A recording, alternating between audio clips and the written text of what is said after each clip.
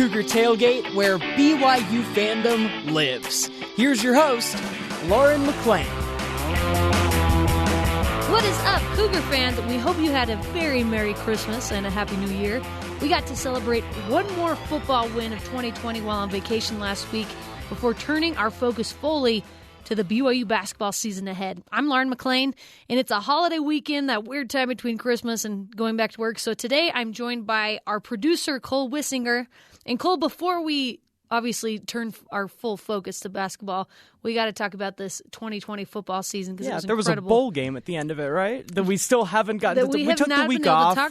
Last Saturday was the day after Christmas. Right. We let you guys, enjoy time with your family. But now we're back to work, and it's time to talk about how great it was to win a bowl game again, and dominatingly it seemed. Yes, BYU beat UCF 49-23, and coming into that game, I thought it would be more of a battle between the two offenses than it ended up being. BYU just dominated on the offensive side against their defense, and UCF, it took them a while to get going, and that was surprising to see. But man, BYU came out, they made a statement.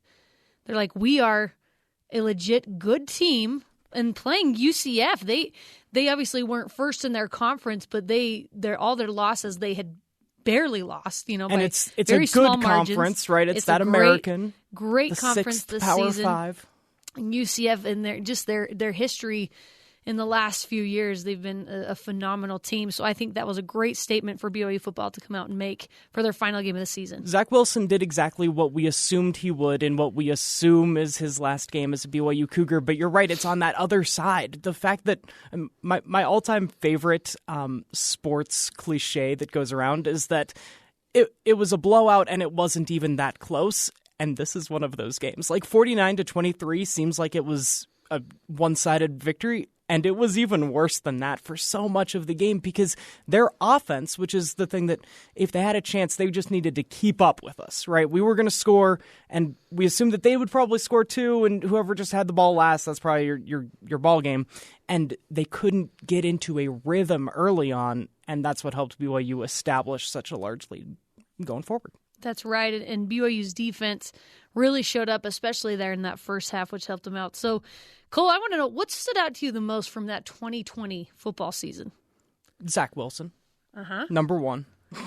That is, it begins and ends with the fact that coming into the season, we really, you got to realize we never did get to see Zach Wilson truly healthy, right? He had that mythos over, have a perfect completion percentage in the bowl game a couple years ago, but then he never really was right. We had a lot of hope for him, and then things just kind of tapered off again. It seemed like, just another quarterback that we wanted to be the next great BYU quarterback and then wasn't going to be, and then he was. We got to see Heisman hype. We got to see, the late night on the West Coast. It was BYU time for the whole nation to see how great Zach Wilson could be. Yes, he had a subpar season last year. No one expected him to come in and make the huge jump and leap of improvement that he did this season and the confidence that he came in with. And I think that what stood out to me the most is how much BYU benefited from this altered season. They benefited, I dare say, more than any other team in the entire country. The national publicity for being the only team playing in the West for a while was definitely benefiting to them. They kept winning, of course, and there were very few close games, so they were winning in just by these large margins for the exception of a game or two. They kept winning, and sometimes more importantly, they kept playing, right? When you're the only team on the West Coast, they got to be that because they kept following the rules and having an opportunity to play. It very could have easily gone the other way. When you have that attention and spotlight on you, BYU slips up a couple times, has a couple idiot players that go out and end up testing positive. All of a sudden, the entire team gets shut down. And it becomes even worse because we were the only one that was on the West Coast, and now no one gets to watch football after 9 o'clock at night. But they kept doing the right thing. They kept getting the opportunity to get on the field. The players did the right thing. Tom Homo did the right thing. And then it all came together with amazing wins and an amazing season. Yes, and that was part of the publicity they were getting, is giving BYU props for coming up with a schedule on that short of notice. And I think the national media was just blown away by that, how they could somehow get that many games since their entire schedule was blown up at the beginning. And over under 10 times did we see that graphic that ESPN throws up where it's BYU's old schedule, and then we cross this off, and cross this off, and cross this off. You hear that every single game. You kind of hear the same things every single BYU game from those national media members, because not everybody's watching every single game, but for us big BYU fans, it's like, all right, we've heard that before. Yeah. But it's all right, I get it. And BYU's offense was exciting. It was an exciting offense that made it so much fun to watch. And then Brady Christensen he's the offensive lineman who was actually declaring for the draft, talked on BYU Sports Nation about how the team grew so close together because that's all they had to rely on. They had to rely on each other, and in practice, and for a while, they didn't even know if they were going to have games before the season started, so they were only playing each other. He said there was tons of fighting and everything going on, but eventually it brought them closer together, and they faced all the uncertainty and all the success together. So he said it was the closest team he'd played on in his 4 years, and they just had so much fun together, and you could see that. It was transparent, and they showed it on the field as well. And speaking of Brady Christensen, let's talk about a couple of the guys that are declaring for the draft as a direct result of this season. Zach Wilson, obviously, we know that he's searching for an agent, and that's most likely his path from here on out. And it seems like the right move, right? Oh, yeah. You strike while the iron's hot, and for this guy, it is as hot as it seems like it could possibly be. When you're being talked about as the number 2 pick overall in the draft, you got to go. You got to do it. You're not going to squelch that opportunity. So Zach Wilson, Brady Christensen, All-American, first team All-American since, oh my goodness, Luke Staley. Luke Staley. Heck yeah. And I mean, it's Pro an Football offensive lineman. Focus puts out their grades, right? They do their specific All-American votes, and yes, consistently throughout the entire year, they're the ones that actually. So when I see offensive linemen, I can notice when you let a guy by, but I don't know the nuances of two really big guys pushing each other back and forth. Right. So Pro Football Focus are the ones that actually look at what each individual offensive lineman is. Sometimes when a sack happens, it wasn't his assignment or whatever. Right. And consistently the entire year, they were grading him as the best lineman in the country. Incredible. And he's such a good dude on top of it. He's such a good guy. So it's so fun. I hope he goes out and makes a lot of money. And Dax Milne declared for the draft. That one was a hair surprising for me. I'm not going to lie. He had an incredible season.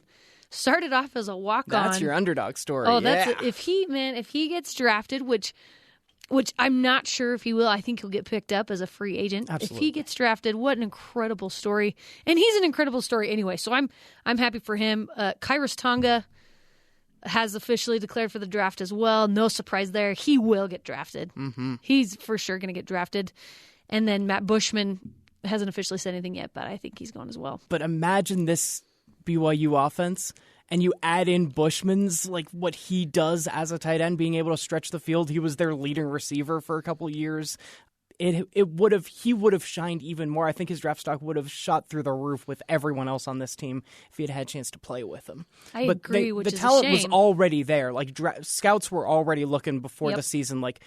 Even last year, Bushman might get drafted late rounds. Now coming into this season, he comes back.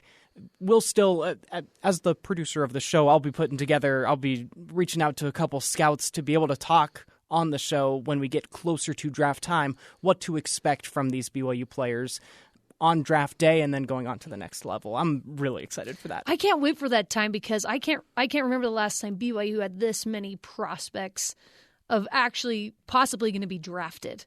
Not just picked up as free agents, but drafted. And I think it's going to be exciting. And we were doing the show last year, right around the Combine. I was getting ready to reach out because I have friends that are scouts. I reached out, said, hey, would you be willing to come on the show? He said yes. And then we looked at who was invited to the Combine, and there was not a single BYU guy. And so we just kind of scratched the idea. And boy, this year, it's paying off for us. It's going to be a fun time. That will be a fun show. And unfortunately for Matt Bushman, but great for BYU football team, Isaac Rex almost made BYU fans forget Matt Bushman was not playing because he was so phenomenal. And that is not saying anything about Matt Bushman's talent, because I think he will have a great, hopefully if he stays healthy, successful career in the NFL. But man, Isaac Rex. And he's a freshman. We get to keep him for a while. Some talent at that tight end position. So 15 seniors are most likely gone for BYU. And hopefully this does not happen. But offensive coordinator Jeff Grimes is being considered for some Power 5 jobs after this season as well. That's what happens. That's the nature of That's get how good. It goes. That's how it goes. It just and that's what you want. That's ultimately what you want in a program. If your guys are staying around for a long, long time, especially the coordinators and the assistant coaches, if they're staying around for a long, long time, seems like a good thing, but really you want them to be, you want people to be reaching out to them from different programs to move on to the next level of their career. And so BYU this is fans, a great thing. But they're no stranger to this kind of uncertainty, because when BYU basketball got really good last year, all the rumor mills start churning like, man, Mark Pope is something. Maybe he does want to move on. And then we sign him up to a big, long contract and it's this like, offseason. Hallelujah. So. I know, seriously. Back off. Yeah. He's ours. We get Mark Pope. Don't even think about it. So what's going to happen next year with the QB position specifically? As we look at it, there's Jaron Hall, Baylor Romney, Jacob Conover, and Soljay Maiyava. So there are some great – that is a lot of talent in one room. And Aaron Roderick, the quarterbacks coach for BYU, talked about that. He said, we obviously would love Zach Wilson to stay. Most likely not going to happen. But – there's probably not going to be that significant as a drop when he leaves. Well, we've seen Jaron Hall. And there was talk last year, Zach Wilson coming off of an injury and not looking as sharp due to exactly that. Does Jaron Hall get some action above it? Like the hype was high on Jaron Hall early on, like two-sport athlete, amazing scrambler. Like we've loved seeing Zach Wilson get into the end zone, but he's also like a precision passer. Jaron Hall is that true like dual threat. Any given play he can take off and just beat you around the corner. Which unfortunately is why he was not playing, because he was injured and dealing. Needs to take care of himself when he takes off around the corner. Had some concussions, dealing with a hip injury this year, which is why we didn't see him. So I would love to see what a very healthy Jaron Hall could do if he can get to that point. Baylor Romney has been very consistent and good for BYU. That's the word. I don't know if I would put him above Jaron talent-wise, but he's stayed healthy. He's kept himself healthy. He's ready to go when he's called upon. So I really like Baylor Romney, but I think it's going to be Jacob Conover if I had to place my bet today, just because, coming out of high school, he was 4-star recruit, quarterback for BYU, and he's been running the scout team, and people have been raving about what he's been doing. Plus, they get to start him out as have 3 years or 4 years of eligibility. So we'll see what happens. Starts now. I'm sure that there's so much the quarterbacks to talk about. might come up once or twice between now and September, right? Right. Yeah. Maybe. We'll see. Of course they will. Yeah, but like you said, we're moving on to basketball for the most part. Let's recap a little bit what's happened with the non-conference schedule for BYU basketball so far, since we're jumping in the conference tonight. BYU lost to USC and Boise State. They had big wins against Utah, San Diego State, Utah State. Those were awesome. Those are so good. I'm going to put San Diego State above the other two. The rivals, obviously. So BYU won every single in-state game so far. They dominated the state. That's huge. That's huge for recruiting and a lot of other things. But that San Diego State game was just great for BYU's resume heading into the postseason. So BYU is now 9-2, heading into San Diego tonight. We'll see what happens. San Diego is 1-5, but we're about to talk to Jack Cronin, who is the play-by-play guy for USD, when we come back. So don't go anywhere. This is Cougar Tailgate.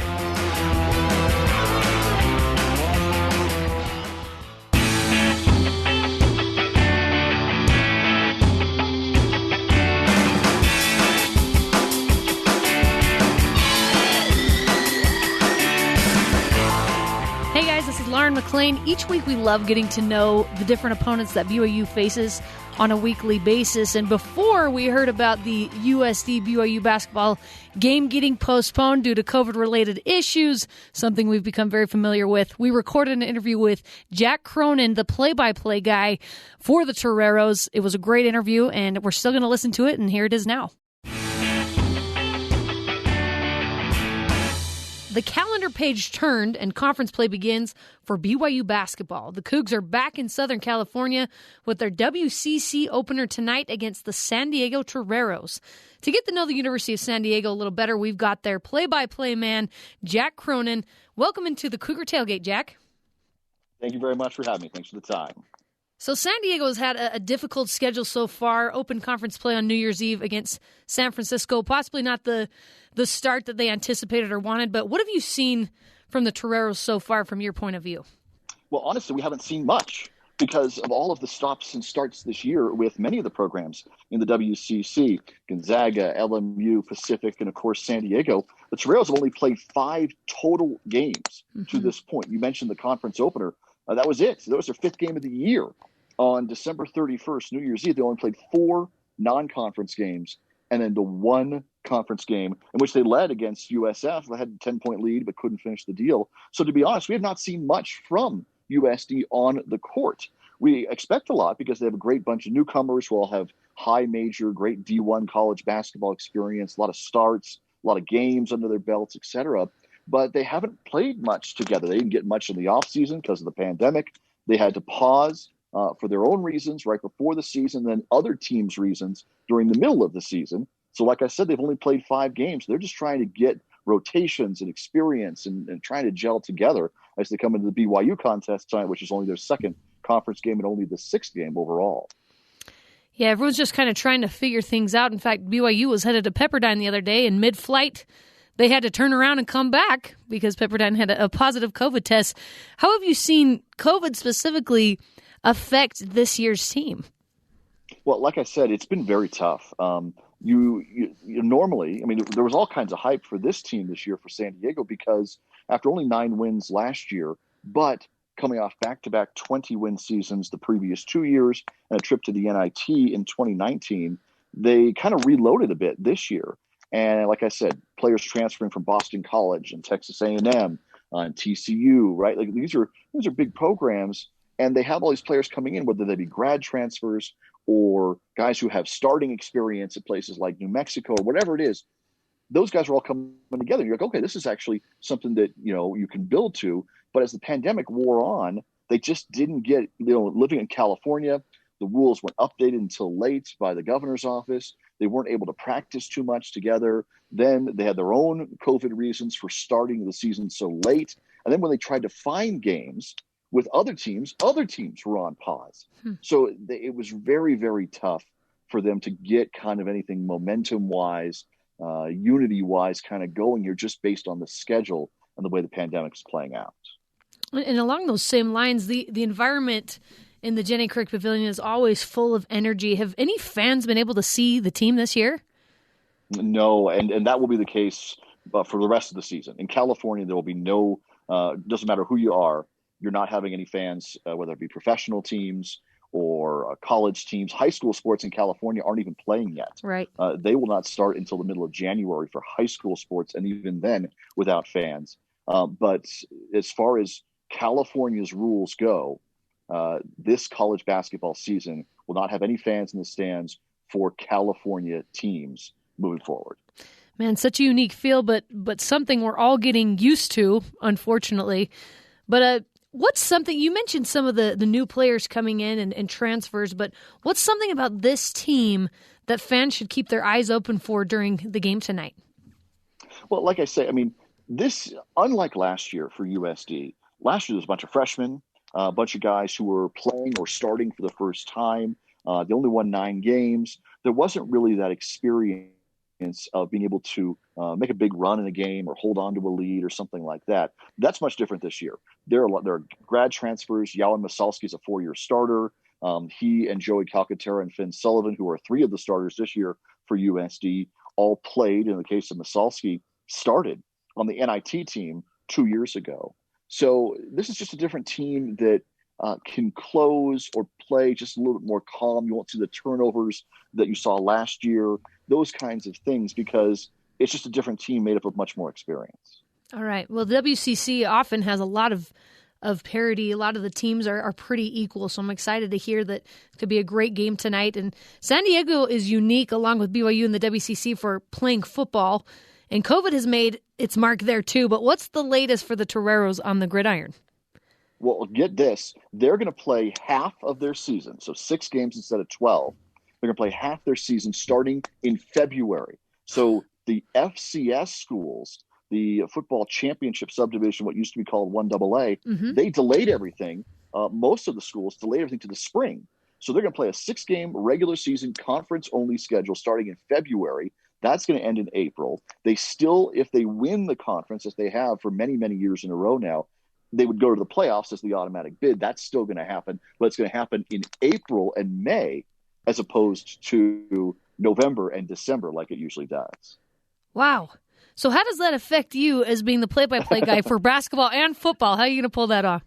Well, okay, so I would like to think, as I'm always very positive, and I work for the university, so I always like to think that we're going to the NCAA tournament or the NIT or whatever other postseasons out there. But what we'll try and do is first get through the WCC tournament, which is that first weekend in March, and then we'll start football play later on after that, a couple of weeks, as they get deeper into March. So it's going to be, I think for us, the schedule will line up. But you know what? I'm always positive. And if they make a run to the postseason, the Toreros, then we'll adjust as we go along there. It's always an adventure, isn't it? That's right. That's right. The strangeness of 2020 is leaking into 2021. So you've been calling both sports for a while now. Who are some of your favorite personalities, players, or coaches that you've met through the years? Well, I mean, the football coach, Dale Lindsey, is a huge personality. He's one of the best quotes you will have in terms of kind of that old school linebacker, old school NFL position coordinator coach, guy who played in Kentucky and then coached in the NFL and was the defensive coordinator here. He's in his 70s and coaching, one of the oldest in football at any level. He's just one of those old school guys who will give you great quotes and is a great person to talk to. That's on our football side here. And on the basketball side, we've been blessed with really great people to be around, like Sam Scholl and Bill Greer and all those guys who are just good folks, good humans who give you the time, explain things to you. Here's why we're doing this. Here's what we're doing. But we've had great players who now are still on and playing in Europe or otherwise. Isaiah Pinheiro on the basketball side from 2 years ago signed with the Sacramento Kings out of college, which was a great accolade for the 2019 team. Johnny D, the team's all-time leading scorer, is still playing in Europe. One of the best, a San Diego native who made it big as the all-time leading scorer here on the football side. Josh Johnson's still playing in the NFL as a quarterback for, I think it's now 13 years. His running back is JT Rogan, who was our color commentator on our broadcast for many, many years. You've got players now, Jamal Agnew, Ross Dwelly for the Lions and the 49ers right now. So even as an FCS football program and even as a team that has had up and down seasons in basketball, they've still been able to produce great talent and, more importantly, great players, great humans. Well, who doesn't want to live in San Diego? I mean, that's gonna sell itself right there.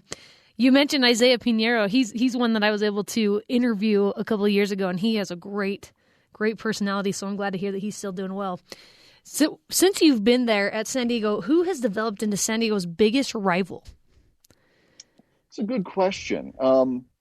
There is within the city of San Diego now, there are actually 3 Division I teams because UCSD, University of California, San Diego is in the Big West. They aren't eligible this year, but they're making the transition. Then, of course, there's San Diego State. And I always found those games to be great, but the 2 teams aren't playing this year. And so that was before the pandemic. The contract was up between San Diego State and USD. I've always enjoyed those games. It just the ability to play at either side. We played at a baseball stadium at the Padres stadium a couple of years ago in a game that USD won. So that San Diego State game is always a great one. Our travel partner is BYU, and I think it's always great because it seems like, at the Marriott Center, the Cougars are almost unbeatable. Great crowd, just an amazing atmosphere. I think it's the best in the WCC. And then but San Diego really gives them a tough task at home. Mm-hmm. And so I think that's a great fun back and forth. And I think, whether it's women's volleyball or men's basketball or whatever, there's always great BYU San Diego games. So I really enjoyed those. So I don't know that San Diego has a true rival. This isn't, isn't your Cal, Stanford, USC, UCLA type situation. But, I would look at teams like BYU and San Diego State as some of the great atmospheres and games that the Trails get to play in many, many years in a row. What is the team's perception of BYU this season? So obviously everyone's season got cut off last year a little bit early, specifically BYU's. What is the team's perception of the Cougars coming into tonight's game? Well, first of all, I think the WCC is a multi-bid league. I don't think there's any question about that. Projections right now have 2 teams in Gonzaga and BYU. There could be more down the line. That's how good the league is and usually is.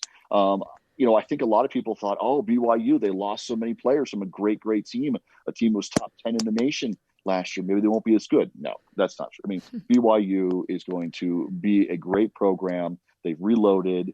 So nobody is underestimating BYU in any sort of way.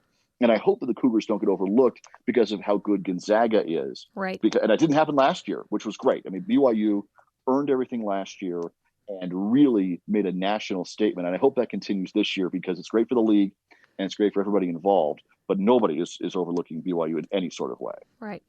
Jack, normally we take this time to ask about some tourist spots our fans can visit while they're there in town, but that's not really going to happen this year. So while we're basking in the cold and smog and snow flurries here in Utah, what's the weather like in San Diego right now?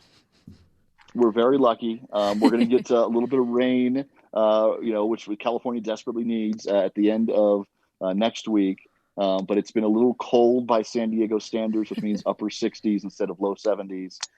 We are very blessed. The lockdowns and the pandemic, those living in San Diego have been very, very lucky because the beaches have been open, the parks have been open, and you get to enjoy the natural parts of it that make San Diego what it is. So unfortunately, we can't have the great BYU crowds that travel so well down the 15 to the Jenny Craig Pavilion usually, but know that the folks here in San Diego are not taking what we have for granted moving forward. Well, just know we're all a little jealous here. Basking in the sun and on the beach, even if it's a little chilly, sounds like a dream right now. So so enjoy it, Jack, while you can. Jack Cronin is the play-by-play voice of the University of San Diego basketball and football teams. Thanks so much for coming on the show today. We really appreciate it. Thank you for having me. Thanks for the time. We'll talk to you guys soon. And that does it for our first show of 2021. You can join the Cougar Tailgate virtually, of course, every Saturday at noon Mountain Time, or download, rate, and review our podcast on Apple, TuneIn, Stitcher, Spotify, or on BYURadio.org. WCC play is upon us. This is Cougar Tailgate.